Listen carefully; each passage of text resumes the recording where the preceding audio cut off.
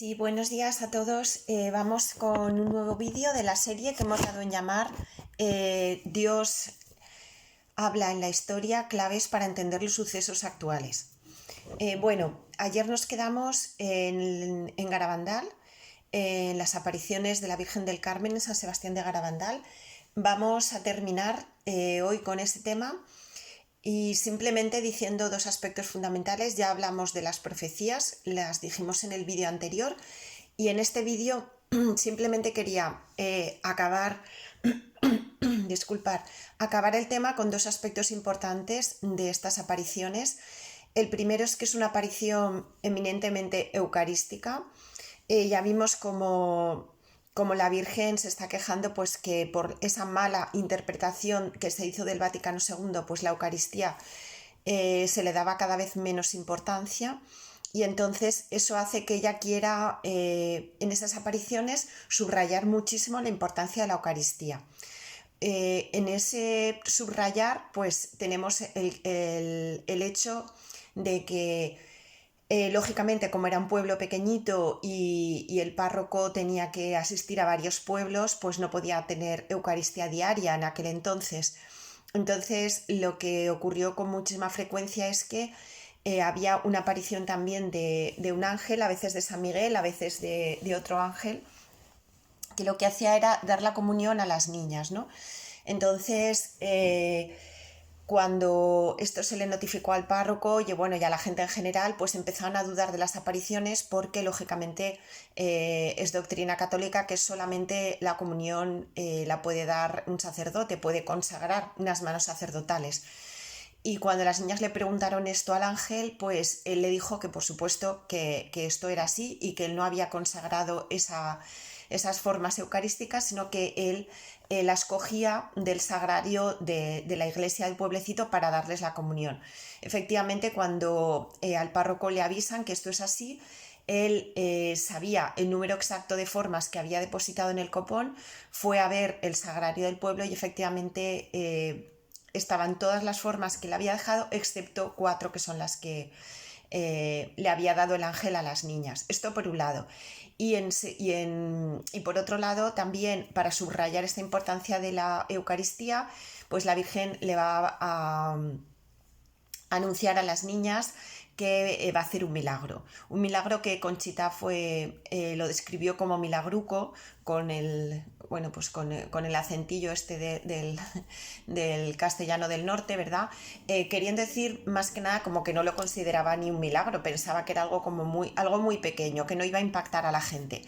¿Y por qué era así? Pues porque la Virgen le dijo que iba a haber una vez que iban a ver cómo el ángel le daba la comunión a las niñas, ¿no? Y entonces, bueno, Conchita dijo, bueno, ¿y qué hay de eso de extraordinario si nos lo da tantas veces? Pues María les contesta sí, pero ninguna de esas veces que os ha dado la comunión la gente lo ve. O sea, sí que veían a las niñas que abrían la boca, que extendían la lengua y que hacían el gesto de tragar, pero que no visualmente no veían nada. Y efectivamente, en la fecha que ella predijo, pues vino muchísima gente que filmó, gente que pues eso, que hizo una filmación, que hicieron fotografías que se conservan hasta el día de hoy, lógicamente con lo que era el adelanto fotográfico de los años 60, ¿verdad? Que no es el de ahora y no se ve con la total nitidez que se vería ahora, pero sí la suficiente como para darte cuenta clarísimamente que se ve en un momento dado cuando Conchita abre la boca, una de las niñas, como deposita una forma en la lengua que no estaba allí. O sea, extiende la lengua, en la lengua no hay absolutamente nada y de repente aparece una forma de dimensiones considerables en la lengua. Entonces esto también fue muy llamativo porque además, como os digo, al estar anunciado, pues vino gente que lo filmó y fotografió. Y bueno, pues no dejan de ser dos llamadas de atención que hace la Virgen pues para que volviéramos a recuperar la importancia que tiene la Eucaristía, ¿no? Porque luego ya veremos que después de la segunda purificación, pues una de las características de ese reino de Dios en la tierra será que será un reino eucarístico. Y por último, para acabar con Garabandal, falta uno de los aspectos proféticos más importantes que nos atañen a nosotros para nuestros días, porque cuando se lo dijo la Virgen a las niñas no se había cumplido. y era efectivamente que iban a ocurrir una serie de eventos entrelazados que iban a ser ya el pistoletazo de salida para lo que llamamos la segunda y última purificación. En esos eventos, que son 3 y que serán correlativos, uno después otro y después otro, no dejan de ser como una grandísima misericordia del cielo para que antes de que llegue ese castigo, esa gran purificación de la que ya hemos hablado a través del fuego, pues la humanidad se convierta y no tengamos que llegar hasta eso. Entonces, como Dios ya no sabe qué inventarse, ni qué hacer, ni qué decir, pues en esos medios ya que ya no sabe ni qué hacer con esta humanidad, porque no quiere llegar al último punto, ¿no? Que es ese castigo, esa purificación tan tremenda, como no quiere llegar a eso y ya no sabe qué cartucho utilizar para que nosotros realmente nos convirtamos, pues esos eventos van a ser como unos medios extraordinarios del cielo, no ordinarios, no como los que hasta ahora ha venido haciendo a través de esas devociones, de los primeros viernes al Sagrado Corazón, de los 5 primeros sábados al Corazón Inmaculado de María, esa devoción importantísima de la misericordia, ya no esos medios que podríamos llamar ordinarios, o sea que una persona está informada y lo puede hacer, sino es que estos medios podríamos decir que son extraordinarios. ¿En qué sentido? Pues porque ahora cuando os lo describa pues vais a ver que tienen un sentido sobrenatural, no son medios ordinarios. Esos 3 eventos correlativos los llamamos aviso, milagro y castigo. Van en este orden. ¿En qué consiste el aviso? Pues que cuando todo comience, o sea, cuando ya los eventos se vayan a precipitar, pues ese aviso será un momento en el que, por así decir, yo os lo voy a describir de una manera así como muy gráfica para que lo entendáis. Imaginaos que estáis viendo este vídeo o cualquier otro vídeo y le dais pues al centro, ¿no? Y entonces aparecen esas 2 rayitas del pause, ¿no? O sea, en el cual la imagen se congela y se queda así ese vídeo hasta que vosotros le volvéis a dar y vuelve a continuar. Pues algo parecido es lo que ocurrirá en el aviso. Es como que si Dios pulsara el pause, absolutamente todo el mundo que esté en la Tierra, en cualquier continente, en cualquier lugar y en cualquier sitio, sea creyente, no sea creyente, sea católico, no sea católico, sea budista, sea musulmán, sea ateo o sea lo que queramos, cualquier ser humano que habite en el planeta Tierra en ese momento vivirá una experiencia estática, es decir, en el que parece que todo se detiene, el tiempo se detiene de alguna manera, pues incluso un avión que esté en el cielo, etcétera, o sea, el tiempo se detiene.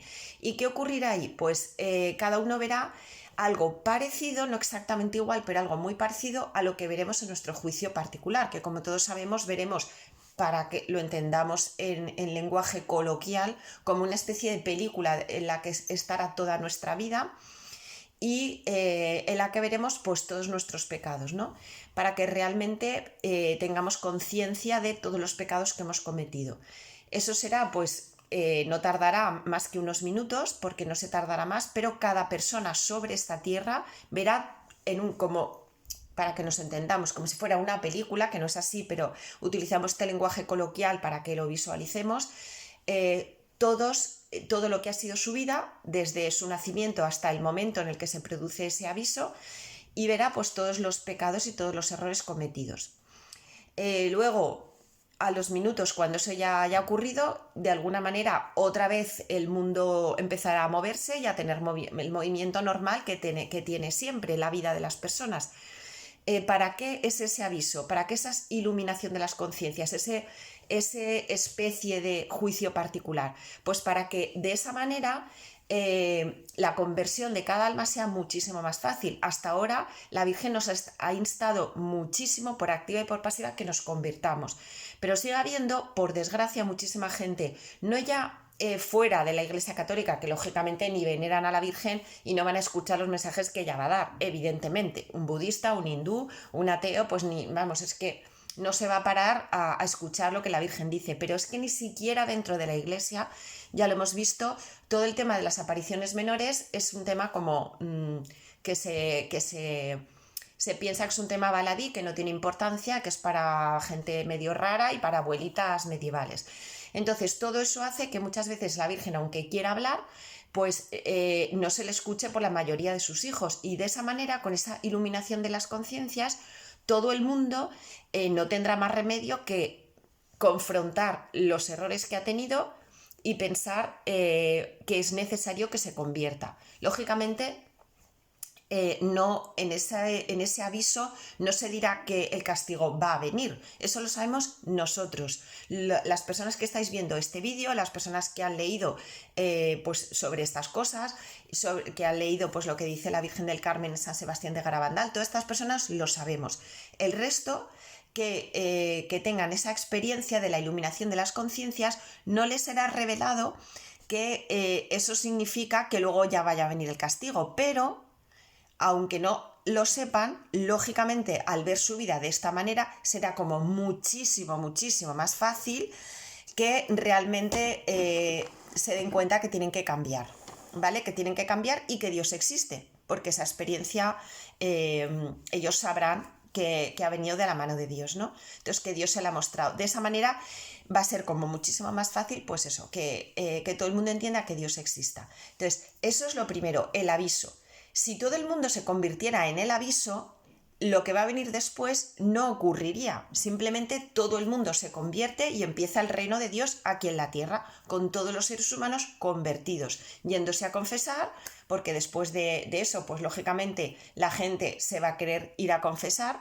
Dios revelará a los no creyentes y no cristianos que es la vía para que se le perdonen sus pecados, sobre todo mortales, la única y exclusivo medio que tiene el cielo para perdonarnos los pecados mortales es la confesión sacramental, ¿verdad? Entonces, les será dado a entender a todos los que pasen por esto que el medio para convertirse será eso, y si eso ocurriese, que todo el mundo con esta iluminación de las conciencias y esa confesión sacramental se convirtiera por completo, el paso 2 y 3 no tendría lugar. Esto ya lo llevamos explicando desde el primer vídeo, que las cosas no están cerradas ni determinadas por el cielo, que el cielo no quiere castigarnos de ninguna manera, pero que es el último recurso si nosotros no vamos cambiando. Y si vamos dando pasos y seguimos sin cambiar la gran mayoría de la humanidad, lógicamente no estoy hablando de almas individuales, pues lógicamente el cielo tiene que pasar al siguiente nivel porque no se ha hecho. Entonces, después de ese aviso, en el caso de que no hubiese una conversión del mundo entero, llegaríamos al segundo paso, segundo evento, que sería el milagro. El milagro será pues una visión de algo material, es decir, que se verá con los ojos, no algo sobrenatural, espiritual, que la verán personas y tal, no, es algo que verán absolutamente también todos los seres humanos del planeta Tierra, todos. Se podrá ver con los ojos, como os digo, o sea, no es algo solo espiritual, se podrá ver con los ojos y se podrá filmar. Y se podrá, pues eso, ver por YouTube, por televisión, por cualquier medio tecnológico de los que existirá en ese momento. Entonces, ese milagro no sabemos exactamente, la Virgen no ha revelado en Garabandal de qué se trata exactamente. No sabemos si será una gran cruz, si será una imagen de ella pero viva, no sabemos no sabemos lo que será. Pero será algo que es tangible, que se ve con los ojos y que se puede filmar y que se puede fotografiar. Pero si nos acercásemos al lugar donde está y lo quisiéramos tocar con el tacto, no se podría tocar, ¿vale? En qué es, claro, si es algo físico y material, tiene que estar en algún sitio, en algún lugar geográfico, ¿verdad? Bueno, pues María dice que ese milagro se va a dar en una zona de Garabandal que se llama Los Pinos, ¿no? Que es donde María normalmente se encontraba con las niñas. Y curiosamente, ya lo veremos más adelante, en el año 81, cuando hablemos de Medjugorje, pues ahí también vemos cómo la Virgen, como siempre vamos diciendo, siempre es la misma, en todas las apariciones siempre es la Madre de Jesús y nuestra Madre. Entonces, también en Medjugorje, ella ha dicho algo muy parecido, o sea, algo igual, con otras palabras o de otra manera la nomenclatura, pero exactamente igual, y que ese milagro, eso que se verá, pues también aparecerá en Medjugorje, en la colina de las apariciones, ¿no? Entonces, sabemos que en estos dos lugares geográficos, no sabemos si a lo mejor en alguno más, pero por boca de la Virgen María sabemos que en estos dos pues estará ese hecho. ¿Para qué? ¿Por qué hace eso? ¿Para hacer un circo? ¡Ay, mira qué bonito lo que ha hecho aquí la Virgen! No, es para que todas aquellas personas que en la primera fase, que era esa iluminación de las conciencias, ese aviso, no se hayan convertido, al ver ese segundo milagro, pues se conviertan. Aún así, habrá gente que no se convertirá porque, lógicamente, los enemigos del cielo y los que siguen a Satanás se van a ocupar por activa y por pasiva en hacernos creer que eso es algo científico, pues algo, no sé, que las moléculas se han reunido y parece que es, pero no es. Y bueno, es una cosa que, en fin, le van a dar, lo van a intentar explicar a través de la ciencia. Con lo cual, es previsible que esos que quedan por convertirse, aún así con el milagro, no se convertirán.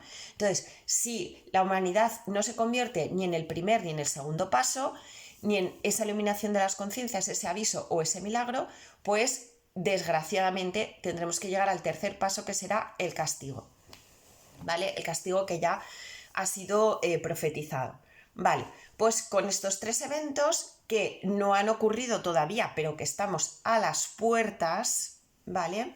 Y lo vais a ir viendo a partir de este vídeo y los vídeos que quedan para el final, que bueno, es que los tenéis que ver todos, por favor. Yo animo a la gente que de repente vea este vídeo, no, por favor, ver todos desde el principio, porque toda la serie de estos vídeos, y eso que me he dejado la historia antigua y la parte bíblica, que es importantísima, yo os diré dónde está, pero cuando acabe este vídeo vais por vosotros mismos, vais a juntar las piezas del puzzle y el puzzle lo veréis la imagen que sale en ese puzzle, ¿vale? Porque cada uno de los vídeos son una pieza. Entonces, esto no se puede ver por separado. Lo tenéis que ver, no os podéis perder ninguno de los vídeos, desde el vídeo 1 hasta este que estamos ahora, ¿vale? Pero desde luego, de este que estamos ahora hasta el final, bueno, no os lo perdáis porque aquí ya tomar nota. Yo os diría incluso que tomáis nota porque esto es lo que viene ahora, ¿vale? Entonces, cerramos aquí el tema de Garabandal y nos vamos, y el Concilio Vaticano II, que son más o menos simultáneos. Garabandal acaba en el 65 y nos vamos a ir exactamente al año 1967. El año 1967 es muy importante. ¿Por qué? Pues mirad, porque hay una profecía bíblica, que es la profecía que está no hay en un libro de tal rarísimo en el Antiguo Testamento que nadie conoce, no, en el Evangelio de Mateo, en el versículo 24, que todos conocéis, que es la parábola de la higuera. Bueno, llegados a este punto tengo que decir algo, o sea, tengo que anticiparme y explicar algo que me interesaría mucho que entendierais desde ya. Hay mucha gente que piensa que ante estas revelaciones que estamos haciendo y la explicación de los eventos que están pasando a día de hoy, en abril del 2020, les surgen dos objeciones. Primera, bueno, todos los cristianos de todas las épocas han esperado que en su momento era el fin del mundo y nunca ocurría, ¿vale? Eso es la primera objeción. Y la segunda objeción, con lo cual, ¿por qué tiene que ser ahora en nuestra época, esa época, cuando todos los cristianos, en la Edad Media, en el año 1000, etcétera, cuando fue la peste, pues en la época incluso de los apóstoles, o sea, todos los cristianos de todas las épocas pensaban que iba a venir el fin del mundo y luego no venía? ¿Por qué nosotros no nos va a ocurrir eso? Objeción 1. Objeción 2. No podemos en absoluto especular con ninguna fecha porque Jesús lo dijo muy claro en el Evangelio. A vosotros no queráis conocer el día ni la hora, ¿no? Porque eso solamente lo sabe mi Padre. No preguntéis ni el día ni la hora de mi venida. Vale, entonces esas dos objeciones ahora voy a intentar solucionarlas, pero luego en este vídeo y en vídeos sucesivos voy a ampliar esa información, ¿vale? Para que lo acabéis de entender con mayor profundidad, pero en este momento ya voy a salir al paso de esas dos afirmaciones. La primera, ¿Por qué tiene que ser en nuestra época esa segunda venida del Señor cuando todos los cristianos lo han esperado y nunca venía? Bueno, pues esa objeción se resuelve de una manera muy fácil. Ciertamente todos los cristianos estaban esperando ya pues el fin del mundo de alguna manera, ¿no? Y todos estaban, bueno, incluso Pablo en alguna vez les dice a los cristianos, oye, poneros a trabajar, que es que os estáis pensando que va a venir aquí el Señor en su segunda venida y estáis así, cruzados de brazos sin hacer nada, no, trabajar. O sea que esto es algo en lo que muchos cristianos cayeron por error. Entonces aquí hay que decir dos cosas. Primero, lo que va a ocurrir próximamente no es el fin del mundo, es el fin de los tiempos, que es algo diferente, ¿vale? El fin de los tiempos es el fin de una era y después el mundo va a seguir existiendo con otras características que ahora, hasta que finalmente sea el fin del mundo, en el cual el mundo desaparezca y ya no existirá más vida en la tierra, dijéramos, solo existirá en el cielo.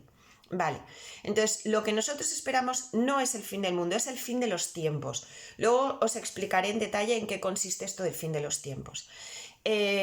Lo resumo brevemente. Igual que la humanidad tuvo una época desde la creación de Adán y Eva hasta la purificación de Noé, en la que Dios dijo que iba a destruir el mundo porque es que el mundo estaba totalmente pervertido y se arrepintió, dice así, me arrepiento de haber creado al hombre y antes de, bueno, pues de acabar con todo el planeta, piensa que hay una familia de justos que es la de Noé y decide salvarles a través del arca, entonces no destruir el mundo por completo, sino con esa purificación por el agua salvar a Noé, pero sabemos positivamente que el mundo después del diluvio fue un mundo diferente, un mundo que en un principio pues tuvo una cierta santidad a través de Noé y toda la familia de Noé, y en la cual el índice dijésemos de agua del planeta fue muchísimo mayor del índice de agua que había en la creación original de Dios. Es decir,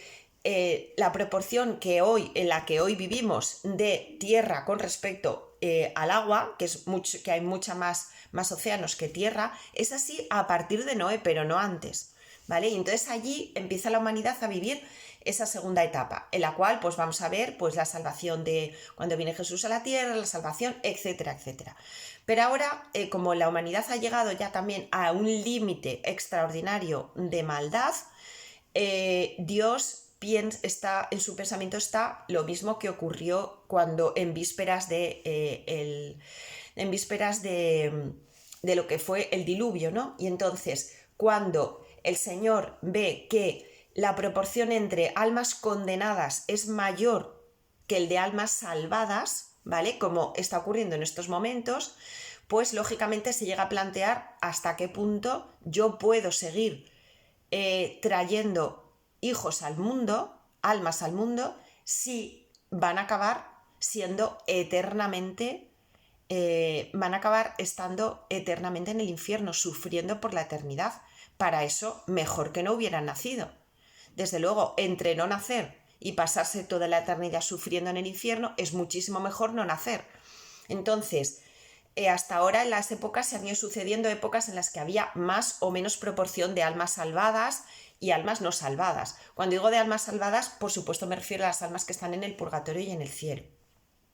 Pero si llega un momento en el que la proporción de almas condenadas es superior a la de salvadas, no tiene sentido que la humanidad, que Dios siga permitiendo traer hijos al mundo, ¿no? Y que sigan naciendo personas. Entonces es cuando nos va a dar esa segunda purificación y definitiva, ya no habrá más, porque ya lo que veremos no será una humanidad más o menos que viva en el temor del Señor, sino una humanidad santificada. En esa segunda purificación es la que nos espera y por tanto lo que nosotros esperamos no es el fin del mundo como estaban esperando todos esos cristianos de tantas épocas. Lo que nosotros estamos esperando que se va a realizar muy próximamente es el fin de los tiempos, que es diferente. Vale, y salgo al paso a la segunda salvedad, la que mucha gente dice no hay que hablar de estos temas porque el Señor dijo no podéis saber el día ni la hora, no especuléis, etc. Entonces, bueno, a esa objeción, que es una objeción realmente acertada, ¿vale? El Señor realmente lo dijo así, no, nadie sabe ni el día ni la hora, sino solamente mi Padre, ¿vale? A eso lo podemos resolver de estas dos formas. Primero, el Señor habla específicamente de que nadie sabe el día ni la hora. Entonces, cuando Jesús habla en el Evangelio, no habla con, bueno, pues ha utilizado esas palabras, pero podía haber utilizado otras. No, no. El Señor cuando habla realmente muy claro de lo que quiere decir. Si Jesús por su boca utiliza la palabra día y la palabra hora, no utiliza ni la de mes, ni la de año, ni la de década, ni la de... Utiliza esas palabras, día y hora. Por tanto, el día y la hora de la segunda venida del Señor solamente lo sabe Dios Padre. Solamente. Y no ha tenido a bien revelárnoslo a nosotros. Por así decir, Jesús, como segunda persona de la Santísima Trinidad, lo sabe porque está unido al Padre, pero Jesús, en cuanto a Jesús de Nazaret, que nos revela lo que nos dice al Padre, nos dice, yo ni lo sé, porque no le estaba permitido revelárnoslo. ¿Por qué? Porque lógicamente, si hay una persona, un ser humano que sabe el día y la hora precisa en la que va a bajar el Señor, pues lógicamente a lo mejor puede esperar a convertirse y a cambiar, pues el día anterior o una semana antes. Entonces, esto sería totalmente absurdo. Entonces, lógicamente nos deja en la incógnita del día y de la hora para que nadie deje su conversión para el último minuto. Pero el Señor no habla ni de años ni de meses. ¿Por qué? Uy, qué tontería, pues porque ya total, en vez de decir tanta cosa, solo dice, no, no, el Señor cuando habla es muy preciso. Entonces, nosotros podemos alcanzar a saber en qué época, ¿vale? En qué tiempo, en qué año aproximado puede ocurrir esa venida del Señor, porque el Señor no dice que ni el mes ni el año no lo podamos saber. ¿Y por qué sabemos que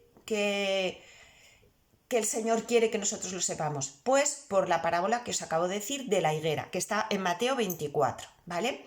Como sabéis, en esa parábola de la higuera, él habla, cuando los discípulos le hacen una pregunta directa, es ¿cuándo ocurrirá esto, Señor? ¿Cuándo? Pues el Señor, si no hubiera querido que le preguntaran nada de nada sobre este tema, le hubiera dicho, mira, ya os he dicho que no podéis saber ni el día ni la hora, así que no me habléis nada más de ese tema porque no os voy a dar ningún tipo más de información. Pero es que el Señor no dice eso. El Señor contesta. Lo que pasa es que contesta con una parábola. Les contesta y le dice, ¿veis la higuera? Bueno, primero les recrimina o sea, les anima a que nosotros busquemos los signos de los tiempos. Y de hecho, tiene una afirmación muy tajante y dice, pero bueno, o sea, vosotros sabéis que si sopla el viento del sur va a hacer bochorno y si viene la nube de no sé dónde va a llover. Entonces vosotros que sabéis interpretar cómo está el cielo, ¿no sabéis interpretar también los signos de los tiempos? Entonces, esa afirmación de Jesús es una afirmación súper clara a que nosotros descifremos cuáles son los signos de los tiempos, no con una actitud morbosa, no con una actitud de yo me quedo aquí en lo llamativo y en la fecha y estar buscando y tal, y lo que hago es no convertirme. Eso no tendría ningún sentido. O sea, nosotros no podemos estar aquí averiguando ni fechas, ni tiempos, ni no sé qué, y no haciendo lo más importante, que es nuestra conversión personal. Eso no tendría ningún sentido. El Señor no quiere eso. Pero dando por supuesto que lo esencial es nuestra conversión personal, el hecho de que nosotros queramos intuir más o menos en qué momento va a venir la segunda venida del Señor, no solamente está permitido, sino que el Señor nos anima a ello cuando dice, ¿es que no sabéis vosotros también ver los signos de los tiempos? Entonces, les ofrece esa parábola de la higuera en la cual dice que primero da un brote, que luego da otro brote, que luego da unos frutos, etcétera, etcétera. Yo os animo, si queréis, que la leáis textualmente, que vayáis a los evangelios y la leáis. Bueno, pues eso, ¿por qué el Señor habla en parábolas? Qué raro todo, ¿no? Bueno, pues eso nos puede parecer raro a nosotros. Decimos, uy, y con eso que averiguamos, que hay una higuera que da unos brotes y con eso, bueno, ¿qué averiguamos? Pues sí, para nuestra mentalidad a lo mejor nos puede costar un poco más, aunque no para cualquier estudioso, porque cualquier persona que estudia teología sabe perfectamente que la nación de Israel o el pueblo de Israel durante todo el Antiguo Testamento el Señor le da muchas veces la nomenclatura de vid o de higuera, ¿no? Que el pueblo de Israel es como una vid o como una higuera, o a veces se le da como una viña, que nosotros lo entendemos una viña solo con un campo que tiene vides, pero para un agricultor de Palestina, cuando se hablaba de viña, era un terreno en la que podía haber vides, pero que también había otros cultivos mediterráneos como la higuera. Entonces, para cualquier judío, para los judíos que le estaban escuchando en ese momento, que eran sus apóstoles, básicamente, para el oído de un judío, cuando se dice la palabra higuera, representa al pueblo de Israel. Eso está clarísimo. Y para cualquier persona que estudiose la Biblia, también. Vale. Entonces, cuando el Señor hace una comparativa entre la higuera y cómo tiene un brote y otro brote, cómo florece y tal y cual, pues tenemos que entender que se está refiriendo al pueblo de Israel. Entonces, ¿por qué he dado toda esta explicación en este año de 1967? Pues porque, mirad, es muy sencillo. En el año hay como 3 etapas con respecto a lo que llamamos el Estado de Israel, que es esa higuera a la que se refiere Jesús, ¿no? La primera es en el año 1917. El año 1917, que fijaros qué rico de acontecimientos, revolución bolchevique, apariciones de Fátima, pero también, yo lo dije de pasada en su momento, pero ahora lo voy otra vez a nombrar porque es muy interesante, que es la Declaración de Balfour. En esa Declaración de Balfour es que la corona británica por primera vez hace allí toma el territorio de Palestina bajo administración británica. O sea que los británicos toman ese territorio que hacía tantos siglos, desde el año 70, desde el año 70 de nuestra era, que se había destruido el templo y que los romanos habían destruido todo ese territorio de Israel y los judíos habían salido dispersos por el mundo. Desde entonces, desde el año 70 de nuestra era hasta 1917, en la que Palestina empieza a ser un protectorado británico, ahí ya lo que es la nación de Israel ya tiene esperanza en que esa nación vaya a ser suya. En 1917 aún no lo es, pertenece a la corona británica, pero ya la corona británica de alguna manera es favorable a que el pueblo judío pueda vivir allí en paz y abre la puerta para lo que luego va a ser el primer y el segundo brote de la higuera. El segundo brote de la higuera va a ser en 1948, que también lo he nombrado. En 1948 es cuando se crea el Estado de Israel. Esa fecha es clave, es definitiva. Luego vais a ver por qué. Quedaros con esta fecha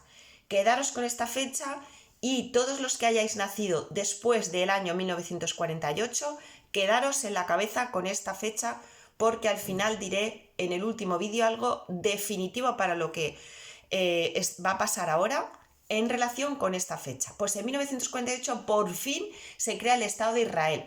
Eso fue para los judíos el no va más. Desde el año 70 de nuestra era hasta el año 48, en el cual ya lo expliqué después de la Segunda Guerra Mundial, todos los judíos dispersos por el mundo, en Rusia, de Estados Unidos, de Alemania, de Polonia, de Hungría, de todos los países en los que estaban dispersos, vuelven otra vez a su país originario y pueden ocupar más o menos, con esas dificultades que ya sabéis, que hay una parte de territorio que está en los países árabes, pero más o menos ocupan todo el país, excepto Jerusalén, que eso era la niña de sus ojos, porque ahí es donde estaba el templo, ¿no? Para los judíos Jerusalén es lo más. Pero bueno, excepto la capital, Jerusalén, se pueden estar allí. Entonces, eso es lo que se llama el primer brote de la higuera, que representa a Israel, ¿no?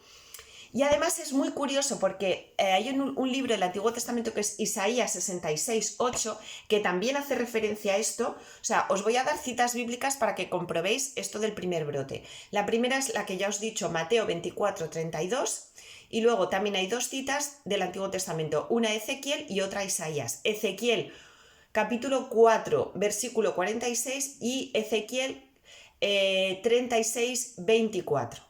Y luego está la de Isaías. La de Isaías es excepcional. ¿Por qué? Porque en Isaías 66:8 dice exactamente crearé en un solo día una nación. Y fue textualmente así, en un solo día se creó el Estado de Israel.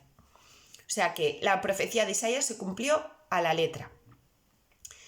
Primer brote de la higuera. Segundo brote de la higuera en el año 1967, que es en lo que estamos en este momento hablando.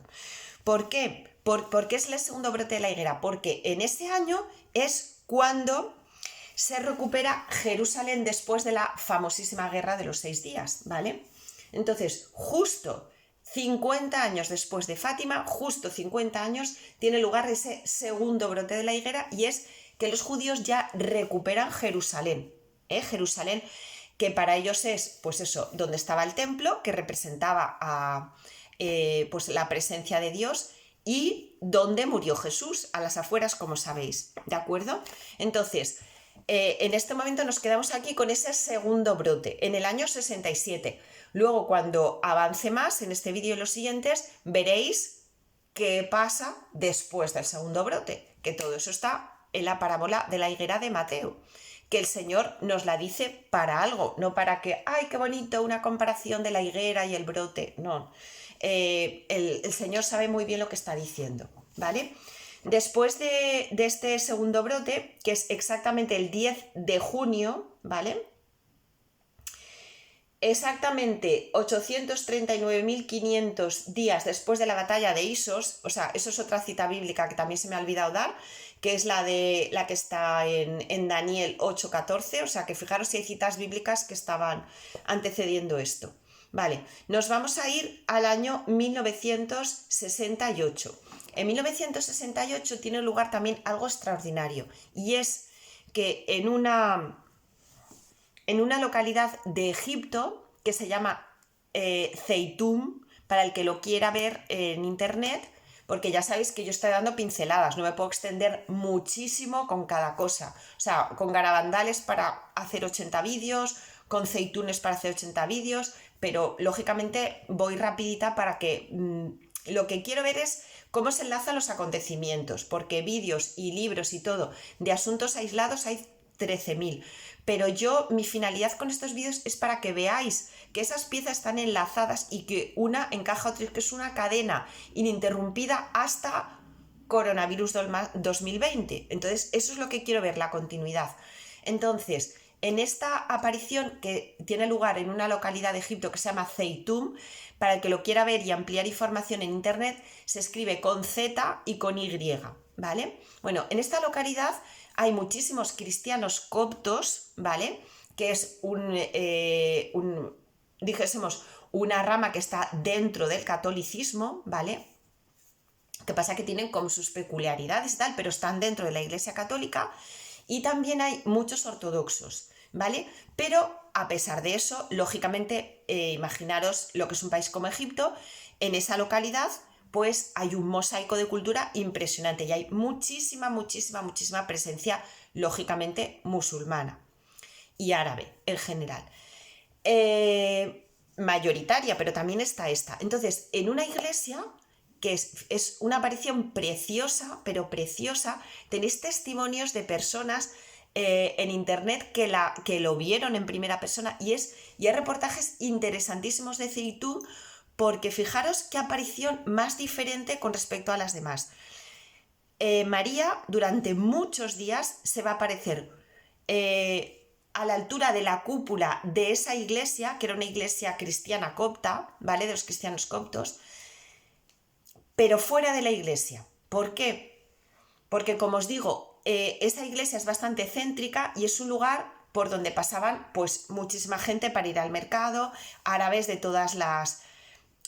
pues había musulmanes, había cristianos, había también muchos ateos, porque ya estamos en este año, a finales ya, acabando los años 60, pues lógicamente ya hay muchísima gente no creyente, etcétera, ¿no? Y entonces, en ese mosaico cultural de etnias diferentes, religiones diferentes y gente muchísima también no creyente y tal, muy cerca de una plaza, de un mercado y tal, de repente aparece la figura de la Virgen. Y lo espectacular de Zeitum es que no es una aparición de videntes, como en todas las que hemos visto hasta ahora. Es una aparición que la vio el 100% de las personas que estaban allí. Lógicamente, la primera vez, pues igual eran 10, 15, 20 personas que de repente pues estaban paseando por... casi siempre es de noche, ¿vale? Esto sí me olvidé decíroslo, porque aparece la figura de María luminosa, con luz, como una luz que no se ven los rasgos así muy en detalle de cada cosita, pero se ve perfectamente la silueta y se ve que es una figura humana perfectamente con sus 3 dimensiones, que mueve los brazos y que se ve que es una figura humana, vamos. Y casi siempre es por la noche, entonces aparece como si de ella misma saliera la luz. Entonces, lógicamente, el primer día pues la vieron menos gente, los que pasaban por allí, lo que fuera, ¿no? Pero lógicamente eso se fue extendiendo, extendiendo, extendiendo, y una noche, y otra noche, y otra noche, y otra noche, y otra noche, y muchas noches, durante, creo que fueron 2 semanas, la Virgen se seguía apareciendo ahí arriba, encima de la cúpula de la iglesia, para que lo vieran todo. Imaginaros las fotografías, los reportajes que hay de la gente, que en un principio, ya os digo, pues serían 20, al día siguiente fueron 100, luego 500, luego tal, hasta una barbaridad de gente. Y lo llamativo de esto, como os digo, es que no fue de unos videntes, ni tampoco la Virgen dijo ningún mensaje, pero realmente fue algo tan excepcional que después de esas apariciones hubo muchísimas conversiones en masa de gente que no era católica, ¿vale? Y que empiezan a ver pues que la Virgen es un ser real. Y eso que dicen estos cristianos, estos católicos, de que la Virgen es la Madre de Dios y de que la Virgen está en el cielo y que la Virgen tal y cual, esto es verdad. Entonces hubo unas conversiones en masa. Y me gustaría que lo vieseis incluso en internet, porque incluso hay entrevistas a personas que eran no creyentes, y hay, por ejemplo, una que es muy significativa, porque son 2 mujeres que las dos son cristianas coptas, es decir, ellas sí que creían en la Virgen y tal, pero van con una criada porque iban a ir al mercado, y entonces la criada les acompaña para llevarle las bolsas o lo que fuera a estas dos que eran como de una posición alta, y entonces ven a la Virgen, la criada suya que era musulmana y ellas dos que eran cristianas coptas. Entonces la primera que lo ve es la criada, que se pone como de rodillas, se pone a llorar y a gritar, y mírala, y quién es, es una mujer, está volando, es una mujer que está ahí, que hace, que tal, que cual. Y entonces ellas dos se giran y entonces la ven también a la Virgen María, ¿no? Y entonces después de esto, claro, o sea, ellas estaban emocionadas, pero ellas cuentan que la que más emocionada, dando gritos y llorando y súper emocionada y de todo, era la criada. Porque claro, nunca jamás ella se podía haber esperado esto, ¿no? Y entonces, bueno, pues luego ya les dice, bueno, que les hable de su fe, etc. Entonces, estas apariciones son muy bonitas porque ya se está acabando el siglo XX, y entonces ya la Virgen ya va a por todas, por así decir. Y bueno, y voy a acabar este vídeo con el año 1972. En el año 1972 tiene lugar también algo muy, muy, muy impresionante y muy importante. En otra línea de lo que hemos estado hablando hasta ahora, pero también tiene muchísima importancia. Bueno, poneros ahora en situación de lo que explicamos en el vídeo anterior y un poquito en el otro, de lo que era cómo estaba la Iglesia después del Concilio Vaticano II por una mala interpretación de ese concilio, no por el concilio en sí, y los grandísimos errores que se habían dado, por supuestísimos, no porque sí, sino auspiciados por el enemigo de la Iglesia y de las almas, que lógicamente estaba muy interesado que se interpretase todo muy mal y que la gente viviera la fe con esos errores. Bueno, pues en ese ambiente tan horrible, en la que los poquitos, que también había, por supuestísimo, igual que ahora, sacerdotes fieles estaban sufriendo muchísimo, porque veían un poco cómo compañeros de ellos en el sacerdocio pues estaban arrastrando al error a muchísimas almas, ¿no?, que se estaban perdiendo. Pues con esa pena tan grande que tenían, pues poco podían hacer más que orar, ellos en sus parroquias sí que dar una buena doctrina, etcétera. Pero bueno, entonces en ese contexto aparece un joven sacerdote italiano, llamado Stefano, que está tan preocupado por esta situación que él la vive en carne propia en Italia y en su diócesis, que incluso pues pasa las noches llorando y en oración porque ve que realmente, bueno, pues que esto está, el problema está tomando unas dimensiones ya universales y que la Iglesia universal está cayendo en errores grandísimos que nunca en la vida pues se habían dado de esta manera. Entonces, en esa desesperación que tiene el pobre y en ese sufrimiento, esa tristeza que no sabe cómo solucionarlo, porque él se ve pues como individualmente como sacerdote pues muy limitado, ¿no?, en su radio de acción, pues decide que él es muy mariano, extraordinariamente mariano. Recordar siempre que esas dos columnas de las que ya hablamos, María y la Eucaristía, lo digo para que, como una pista, o sea, en cuanto que vosotros conozcáis algún sacerdote en vuestro entorno que sea muy mariano y muy eucarístico, a por él, porque ese sacerdote está totalmente en la línea de la verdad. Entonces, él, con ese amor que siente extraordinaria a la Virgen, piensa que en hacer una peregrinación para pedirle a la Virgen que de alguna manera sea ella la que actúe, porque ella se ve como impotente para poder resolver esta situación que ya toma unos caracteres universales. Entonces, este sacerdote llamado Stefano Gobi, de apellido, que también lo podéis buscar, hace esa peregrinación siendo un joven sacerdote. Dice, bueno, ¿y a dónde voy para peregrinar y tal y cual? Dice, pues me voy a Fátima, que en Fátima es pues esa última aparición conocida por él y que nos ha dado estos mensajes tan importantes. Entonces, efectivamente, viaja desde Italia, desde su país natal, hasta Fátima. Y allí decide que va a hacer un retiro y va a estar unos días de retiro, pues para que realmente la Virgen escuche su pedido y que, en fin, que le diga a ver qué es, en qué le puede él ayudar, o en fin, lo que fuera. Total, que está allí, pasa un tiempo prolongado viviendo en Fátima como sacerdote, pero no al frente de ninguna peregrinación, él a nivel individual, haciendo su retiro particular, haciendo unos días de muchísima oración y también de ayuno. Y cada día iba a la donde sabéis todos los que habéis estado en Fátima, pues donde está la capelina, ¿no?, donde está así la imagen de la Virgen, y se postraba todos los días a sus pies en oración, rezándole el rosario, implorándole, diciéndole, madre mía, mira cómo está tu iglesia, o sea, el enemigo está haciendo estragos por todo y yo creo que la batalla es que la tenemos perdida, o sea, esta batalla está perdida.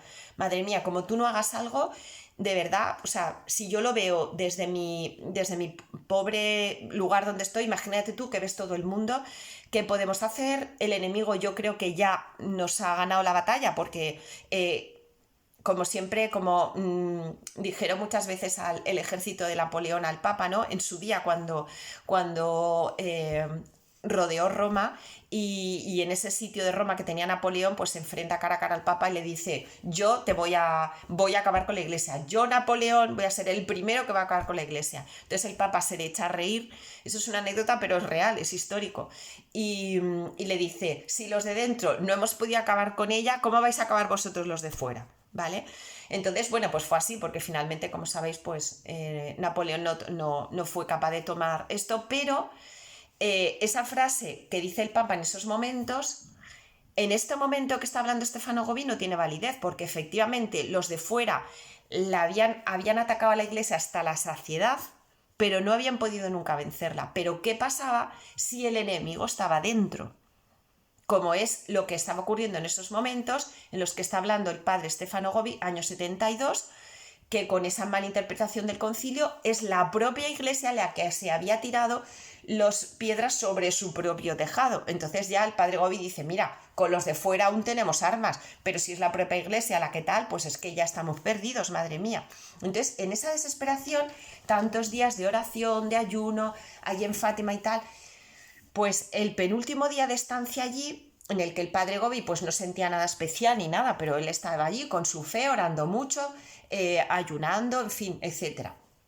Pues el penúltimo día de ese retiro que él hace a nivel individual, con esa única y exclusiva intención de pedirle a la Virgen por esto, siente la voz de la Virgen, no la ve, pero sí siente la voz de la Virgen con algo que llamamos la locución interior. La locución interior es cuando el cielo, puede ser Jesús, puede ser la Virgen, se comunica con el alma, no de manera que el alma escucha la voz de Jesús y de la Virgen, no de una manera física, ¿vale? Por el oído físico del cuerpo, sino en su alma, pero lo escucha con total nitidez y claridad, exactamente igual que si lo escuchara con sus oídos y con un sonido físico, ¿de acuerdo?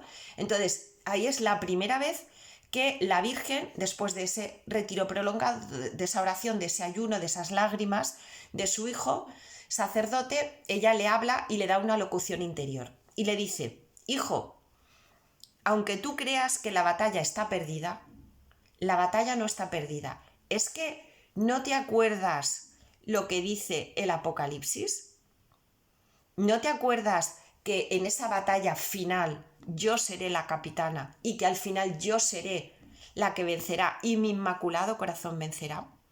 Pues yo te digo, hijo, que la batalla final está a las puertas. Yo seré la capitana y yo te pido, por favor, que me ayudes a formar ese ejército de los apóstoles de los últimos tiempos que nos vamos a tener que enfrentar a Satanás, ¿vale?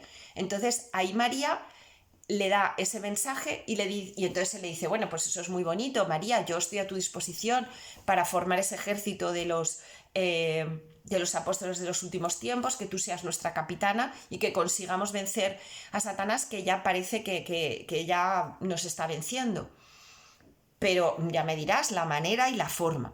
Entonces, al siguiente día, esa locución interior es la que tiene el penúltimo día, y en el último de estancia en Fátima, como os digo, es cuando María le dice que tiene que ser, que eso lo tiene que hacer a través de difundir la consagración a su corazón inmaculado, por un lado, y por otro lado, formar un movimiento que se llama el movimiento sacerdotal mariano, que es exclusivamente para los sacerdotes.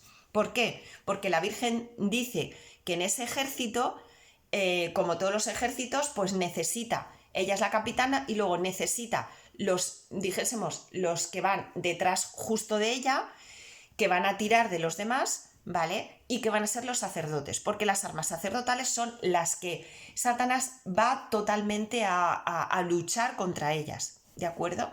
Entonces, como los sacerdotes van a ser el blanco, y estaban siendo en ese momento, en ese año y en esa época, el blanco total de Satanás, con esa mala interpretación del Concilio Vaticano II que hacía que muchas almas se condenaran, pues María quiere que ese movimiento sacerdotal mariano sea exclusivamente formado por sacerdotes, aunque luego, lógicamente,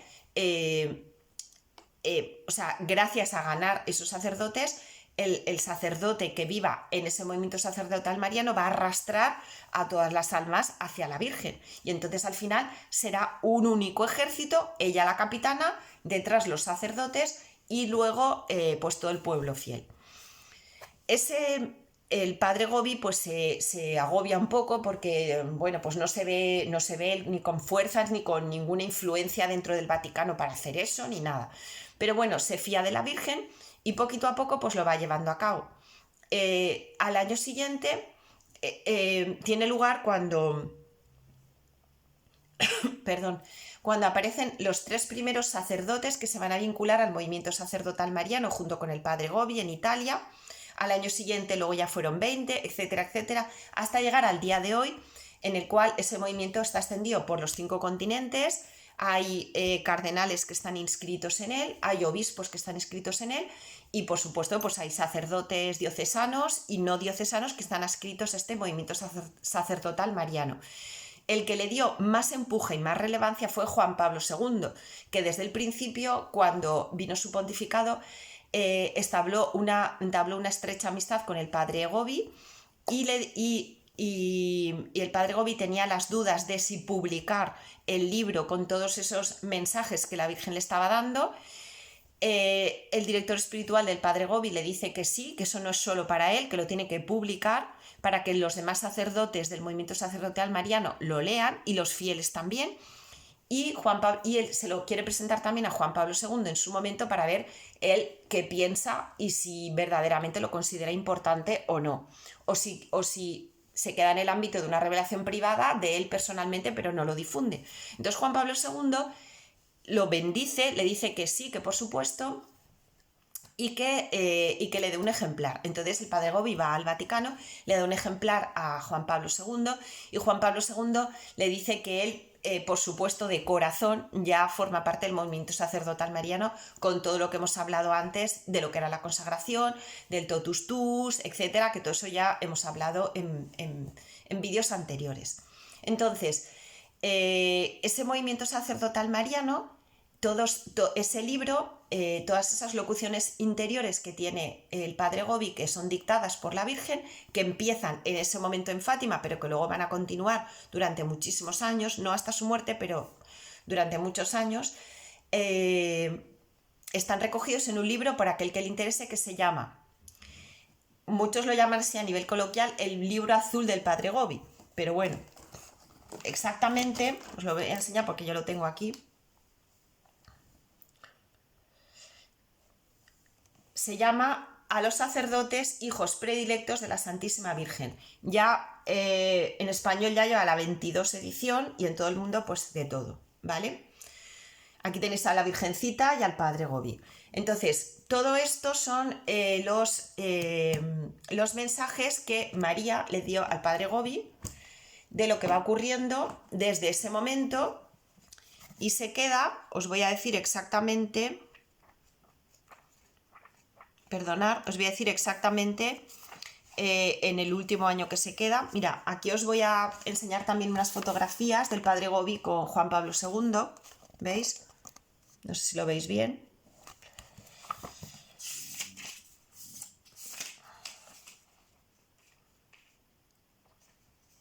Vale, y el último año en el que la Virgen habla es el día 31 de diciembre del año 97, ¿vale?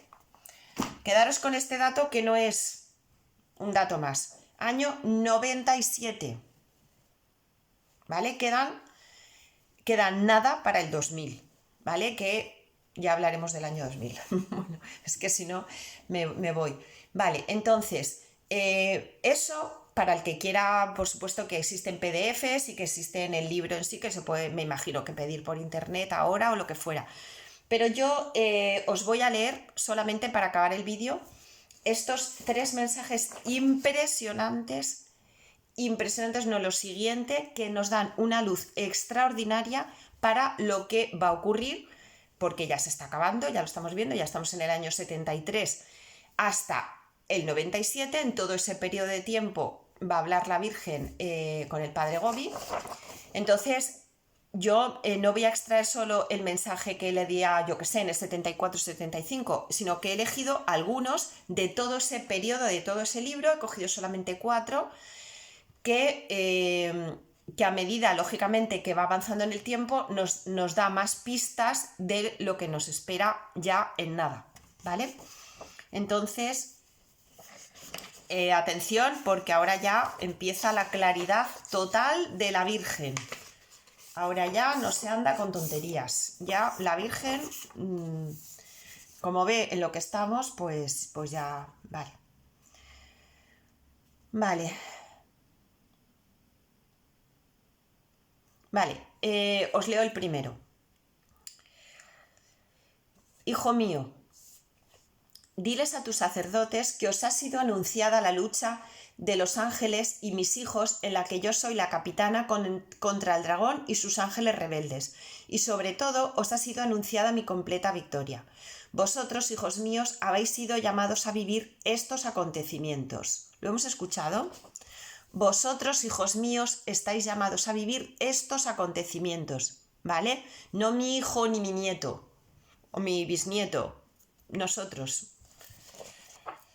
Estamos llamados a vivir estos acontecimientos. Vale, dice, está a punto de venir el reino glorioso de Cristo, que será instaurado en su segunda venida al mundo, que está tan cerca. Es un retorno glorioso para instaurar su reino. Recordad lo que antes os he explicado de la diferencia entre fin de los tiempos y fin del mundo, ¿vale? Y aquí la Virgen también lo vuelve a decir. Es un retorno glorioso para instaurar su reino, no es el fin del mundo, ¿vale? Sino es ese reino, que en el Evangelio dice Jesús que se llama el cielo nuevo y la tierra nueva. ¿Por qué utiliza esta palabra la tierra nueva? Porque es lo que va a venir. Es un retorno glorioso para instaurar su reino y devolver a toda la humanidad redimida por su preciosísima sangre al estado de nuevo paraíso terrenal, ¿vale? Luego ya cuando hablemos de cómo será ese reino que va a venir después de la segunda venida de Jesús, pues veremos cómo será un segundo paraíso terrenal, porque lógicamente Satanás ya estará encadenado al infierno porque la Virgen ya le habrá pisado la cabeza de la serpiente, y ya lo vimos cuando en el vídeo que os hablé de la aparición de Ámsterdam, de Nuestra Señora de todos los pueblos, como esa advocación será ya para el reino y ya no aparece la serpiente en los pies, ¿vale? Porque ya la ha vencido. Dice: está a punto de nacer la nueva iglesia, que mi hijo se está formando en todas las partes de la tierra, para que esté lista para recibirlo con fe y gozo en el cercano momento de su segunda venida. Fijaros qué bonito, que esa iglesia, aunque va a parecer que ya va a ocurrir como un Viernes Santo en el que la iglesia va a morir, aparentemente casi va a morir, pero no, va a quedar ese pequeño reducto fiel, que son los que ya a día de hoy, en abril del 2020, estamos viendo que se está manteniendo. O sea, esa iglesia fiel, esa iglesia que está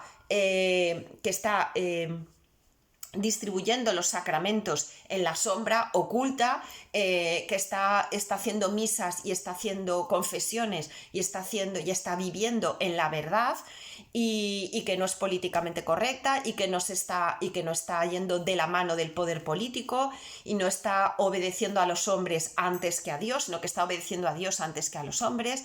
Pues esos pequeños cenáculos que ahora ya estamos viendo que se están formando en diferentes sitios del mundo, casi siempre capitaneados por un pastor, un sacerdote que viva en la santidad de dar importancia a la Eucaristía y que son muy marianos, pues esa pequeñita iglesia formada por esos sacerdotes que no tienen importancia, que están en la sombra, que ahora mismo nadie ve esos pequeños cenáculos, pues son los que dice aquí la Virgen que Jesús ya se está preparando en todas las partes de la tierra para que estén listos para recibirlo con fe y con gozo en el cercano momento de su segunda venida.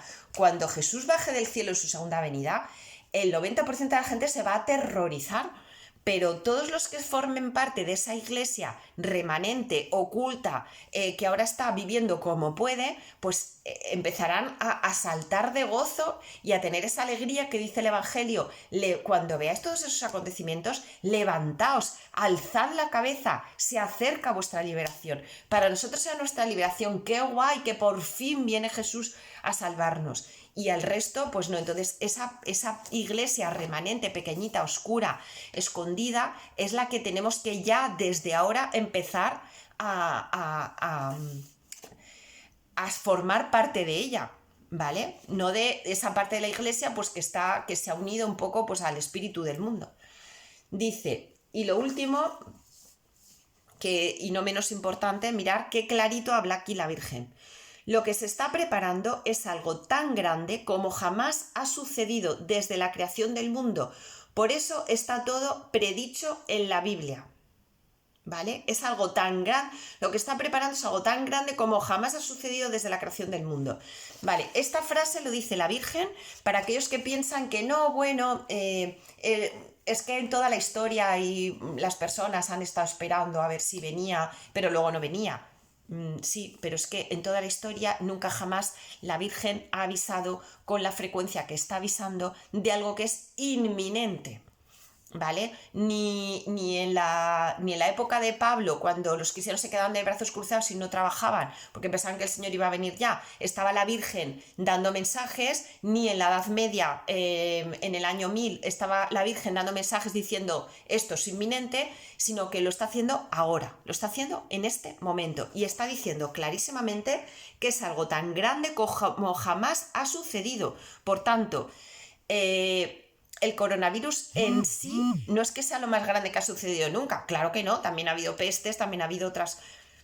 Lo que va a ocurrir es lo que va a suceder después de que la puertecita se abra con lo que ha pasado en el coronavirus. O sea, el coronavirus es el picaporte de la puerta que se ha empezado a abrir. Y lo que ocurrirá al final, de cuando la puerta ya se abra del todo, es eso que dice aquí la Virgen, que es algo tan grande como nunca antes ha sucedido. ¿Vale? Y está todo predicho en la Biblia, está todo predicho. Luego, cuando nos vayamos acercando, os daré citas de cómo en el Antiguo Testamento, no solo en el Nuevo, está predicho todo lo que va a ocurrir en nuestros días. Y dice aquí: os ha sido anunciada en el Apocalipsis la terrible lucha entre yo, la mujer vestida de sol, y el dragón rojo, Satanás, que sigue seduciendo a muchos con el ateísmo marxista y contra la masonería. Pero al final mi corazón inmaculado triunfará. ¿Vale?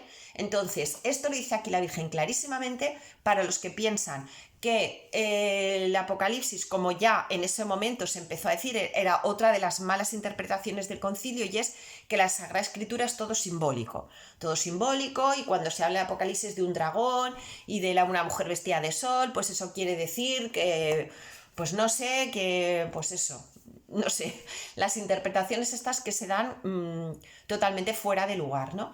Entonces, no, o sea, lo que dice el Apocalipsis, aquí dice la Virgen que es textual, que es algo textual, que es una lucha que verdaderamente se da y que ya ha empezado, esa lucha ya ha empezado.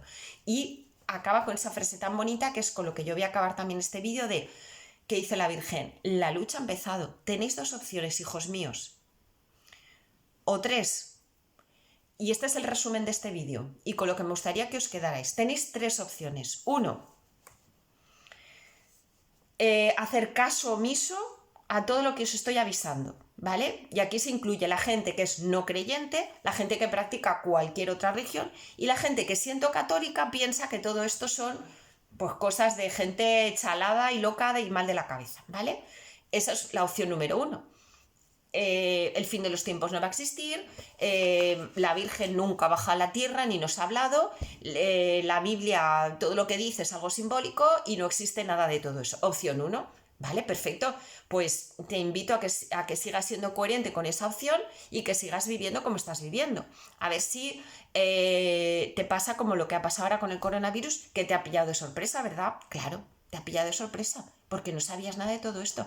Pero si ahora, dentro de nada que vamos a salir ya a la calle después del coronavirus, tú crees que ya tu vida la vas a retomar siendo igual y que lo que viene a partir de ahora es más de lo mismo, pues siéntate porque te esperan muchas sorpresas. Segunda opción: yo conozco todo eso, estoy viendo estos vídeos, estoy viendo todo, efectivamente creo que son unos mensajes del cielo ciertos, auténticos, y que la Iglesia aprueba estas apariciones y que la Biblia es la Sagrada Escritura y hay que tomarlo como es. Vale, y en ese caso yo sé todo eso, pero no hago nada en consecuencia. Sigo viviendo como vivía, exactamente igual. Veo estos vídeos pues a título informativo, porque son interesantes, porque me pica la curiosidad a ver qué va a pasar, pero yo en mi vida no cambio nada. Pues nada, tú serás el más informado del mundo, sabrás cuándo viene el aviso, el castigo, sabrás todo, pero tu suerte va a ser la misma de los que no sabían nada. Tercera y última opción: yo en este momento, ya en este vídeo, ya me empiezo a enterar que la Virgen me necesita. La Virgen me necesita. ¿Por qué? Porque Satanás y sus secuaces, ya lo hemos dicho, en la visión del Papa León XIII, están ya por el mundo. Lógicamente, la batalla cada vez es más encarnizada, finales del siglo XX ya ha llegado a su punto álgido y ahora ya pues empieza, dijéramos, a ser ya la lucha decisiva. Yo ya me he enterado de esto, hay un ejército que es el de Satanás y sus secuaces, de los cuales el Vaticano II, por la mala interpretación, nadie habla. Porque decirme quién habla a día de hoy, después del Concilio Vaticano II, de la existencia de Satanás y de los novísimos, de cielo, purgatorio, infierno. Nadie. ¿Qué sacerdote vosotros habéis escuchado en toda esta época que desde el púlpito haya hablado de la existencia de Satanás, no como un ente, el mal, no, como un ser personal que ataca, que tiene secuaces, todo eso? ¿Lo habéis escuchado? No, ¿verdad? Yo tampoco. Que os haya hablado de la existencia del cielo, del purgatorio, del infierno.